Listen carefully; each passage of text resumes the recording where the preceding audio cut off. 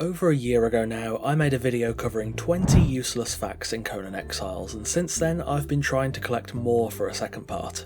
Well, I didn't have enough for 20, but I do have enough for 10, including a quite bizarre final entry. So there's no time to waste, let's get into those truly useless facts. Fact number 1. The Degenerate, the final boss found in the Well of Skelos, holds his own Staff of the Triumvirate, the same staff that you will use throughout the main story quest of the game. This is an easy detail to miss given that he is behind a shield and you're fighting off his adds the whole time, but makes a lot of sense, as the Staff of the Triumvirate that the Giant Kings used was created by the Serpent Men and used to influence them most notably in the war with the Lemurians, where the staff is implied to have convinced the Priest King to want to release the Sandstorm. Fact number 2. Within the Witch Queen's boss room, there's a large ceiling shaft above the mask statue designed to look like light from the outside coming in. However, if you've seen any of my Out of Bounds videos so far, you'll probably know what's coming. It's actually just a pipe made of various Lemurian stone pieces with some tree roots popping through. That source of light at the top is actually just a glowing rectangle used to emulate a natural light source. Also, whilst we're here, the true location of the dungeon is far south of Zelhar in map square N1. Fact number 3. Many of you know that star metal weapons deal extra damage to golems, but why? The reason comes from the source material. The Devil in Iron sees Conan reach the remote island of Zappa, where a fisherman has accidentally awoken a demon named Kosatral Kel, who takes the shape of an iron-skinned humanoid. Kosatral Kel had previously risen on the island and his followers had enslaved the Yuetshi people, who eventually crafted a dagger from a fallen meteor which they used to cut down and enthrall the Iron Beast. Conan eventually did the same many years later, with only the meteor-forged dagger being able to harm Kosatral Kel's iron flesh.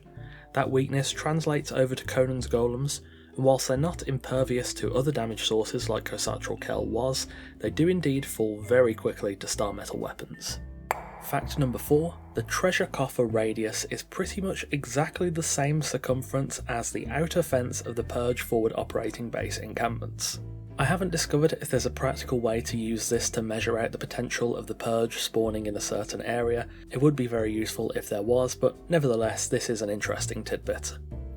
Fact number 5. Over on the Isle of Siptar in map square E2, very far out of bounds, there are a pair of massive sharks that are otherwise nearly impossible to see, given the nearest land is in the Isle of Dusk. I only noticed because I'd flown up and turned the fog off, else I don't think you'd be able to see them from the mainland. These sharks just swim around in circles but are a curious out of bounds oddity nonetheless. Fact number 6. You've doubtless seen the various huge burning braziers around the exiled lands, a relic from the time of the Giant Kings. However, if you were to climb up to the top and step into the flames, you will, of course, die. This isn't just a survival thing, it will kill you through creative mode, admin mode, god mode or anything else, which makes it pretty much the only other source of guaranteed death aside from, of course, the Curse Wall. Fact number 7. The Purge got some new toys in the Age of War Chapter 4, the most impressive of which is the Starcaller, who rains meteor strikes onto your base. This is actually a callback to the Age of Conan MMO, also made by Funcom. There's a 6-man arena raid in that game called Kuthchemi's Temple, and one of the boss enemies, Thurga Khotan, will call meteors from the sky onto your group's location. I've unfortunately never played the Age of Conan, but I know many of my viewers have, and also I gotta thank Atari player 3686 for even letting me know about this, else I would have missed it. Fact number 8, and sticking with that theme of older Funcom games, the area of Al Moriah is a reference to Funcom's old MMORPG Secret World Legends. There was a city in that game named Al Moriah, and whilst the area where the fortress now stands in Conan had previously been named the Ruins of Al Moriah for a long time, the Siege gave it the name of Al Moriah proper, as a nod to, of course, the Secret World. Associate Game Director Dennis also confirmed this on a dev stream when showcasing the Siege.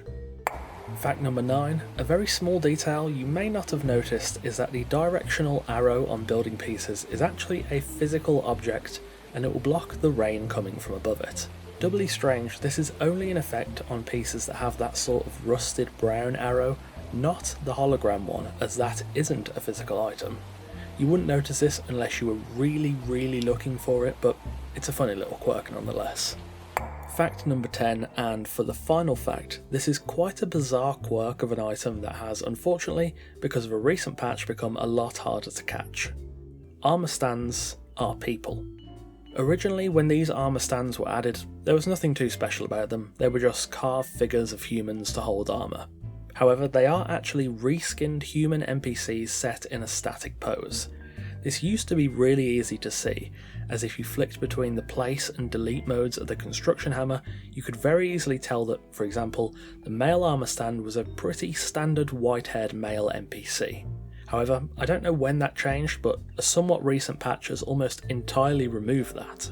Now if you flick between hammer modes, you have a very brief window, probably a couple of frames at most, where the model disappears before it appears again. Fortunately, I did manage to get an image of it where you can clearly see the human limbs with the rest now rendered invisible, probably because it was quite obvious before if you saw it. However, that doesn't change the fact that armour stands are indeed people. And there we have it, 10 more useless facts for Conan Exiles.